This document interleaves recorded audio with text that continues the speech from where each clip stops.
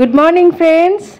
সকাল সকাল মুখার্জিস লিভিংয়ের একটা ঝরঝরে তরতাজা ব্লগে তোমাদের সবাইকে, মিনি ব্লগে তোমাদের সবাইকে স্বাগত জানাই। আশা করি সবাই খুব ভালো আছো, সবার জীবন আশা করি হাসি খুশি চলছে।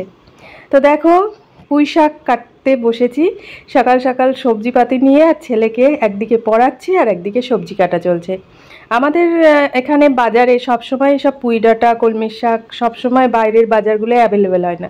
এখানে যে বড় মেন মার্কেটগুলো আছে সেখানেই পাওয়া যায়, তো সেখান থেকেই এনেছিলাম, তাই কাটছি।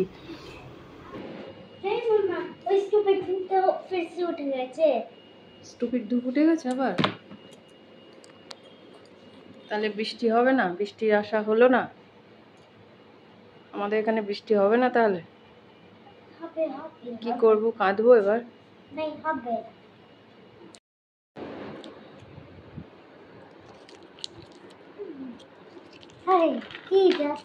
ক্যান্ডি টাইম আমার।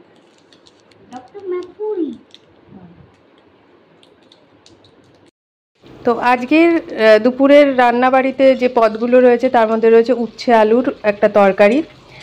উচ্ছে আলু এমনি বাড়িতে বেশিরভাগ ভাজা টাজাই করি, তো আজকে একটু ইচ্ছে করলো সর্ষে বাটা দিয়ে তরকারি, উচ্ছের যে তরকারিটা হয় সেটা মাখো মাখো করে করতে।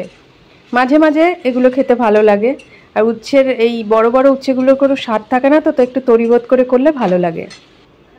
আর ডাল হচ্ছে আমার বাড়ির কমন একটা জিনিস, কেননা আমার ছেলে ডাল খেতে ভীষণ ভালোবাসে। খাবারে অন্য কিছু মানে রান্নায় অন্য কিছু থাকুক না থাকুক, দুপুরের পদের ডাল থাকলে ও আর কিছু লাগবেই না, শুধু ডাল ভাত মেখে দিলেই ও খেয়ে নেবে। তো ডাল আমার বাড়িতে প্রায়ই হয়। আর আজকে দেখলেই পুঁই ডাঁটাটা এনেছি, তো দুদিন রাখার পর পুঁই ডাঁটাটা আজকে কেটেছি, তাও কত তরতাজা দেখো, পুঁই ডাঁটাটা একদম সবুজ, খুব ফ্রেশ পুঁই ডাঁটা।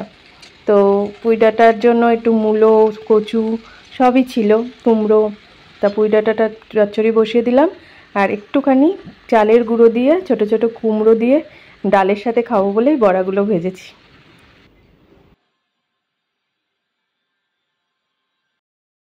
কি হচ্ছে এটা?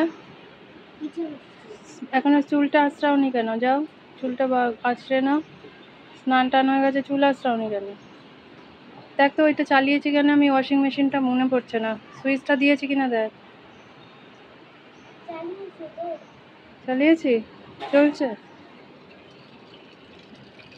ঠিক আছে, চল। তো আমাদের লাঞ্চ রেডি, স্নান সেরে পুজো সেরে এবার আমরা লাঞ্চ করতে বসেছি। এই হলো আমাদের লাঞ্চ থালি। তো মা আর ছেলে দুজনা মিলে এবার খাওয়া দাওয়া সেরে নেব। ছেলের এখন গরমের ছুটি চলছে, জুলাই মাসে ওদের স্কুল খুলবে, তো দুজনা মিলে বেশ ভালোই আমরা এই গরমের ছুটিটা যাপন করছি, ভালোই কাটছে আমাদের দুজনা। খাওয়া দাওয়া সেরে আমরা ব্যালকনিতে এসে একটু দাঁড়াই, কেন দূরের ওই ক্ষেতে এখন ট্রাক্টর দিয়ে চষা হচ্ছে জমিটা। ট্রাক্টরটা যখন চলে পেছনে পেছনে সাদা বকগুলো ট্রাক্টরের পেছনে পেছনে চলে, দেখতে এত ভালো লাগে। তো এইভাবেই একটা করে দিন কেটে যাচ্ছে আমাদের, নতুন নতুন আশা, নতুন চিন্তা ভাবনা, যে আজকের দিনটা এরম কাটলো, কালকের দিনটা হয়তো একটু বেটার কাটবে।